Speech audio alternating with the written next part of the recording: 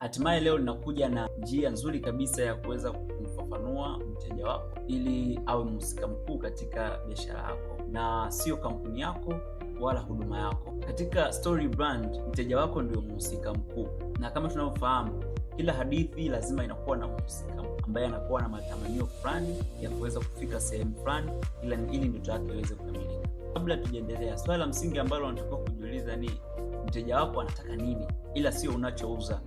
Ni kile anachotamani kupata mwisho wa safari yake ambayo yeye ameianza na anataka ushindi wake. Brandi nyingi hukosea hapo kwa njia mbili. Kosa la kwanza, wanamfafanua mteja kwa upana sana. Kosa la pili, wanauza sana features, characteristics za bidhaa au services zao badala ya mabadiliko kwa wateja wao. Watu hawataki bidhaa tu, unajua, wanataka mabadiliko ya maisha yao. Sasa kuna sheria tatu ambazo unatakiwa kuzingatia pale ambapo unakuwa na mteja wako, au kwa Kiingereza tunasema you are ideal customer.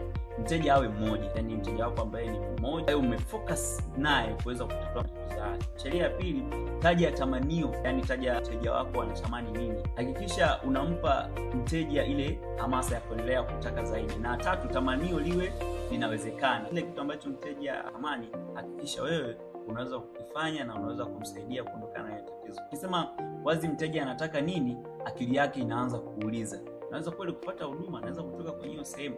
Hapo ndipo attention inakaa vizuri. Nitakupa mtiririko mfupi kabisa ambao utafuata ili uweze kutambua mteja wako. Mteja wako anataka nini? Hiyo ni namba moja. Namba mbili, anataka kujisikiaje? Namba tatu, anataka status gani? Namba nne, mafanikio kwake yanaonekanaje? Kama ulikuwa haujui, sasa unajua. Endelea kutufuatilia, like, comment, share na save hii video ili kwa wale wengine ambao pia walikuwa hawajui nao pia waweze kujua.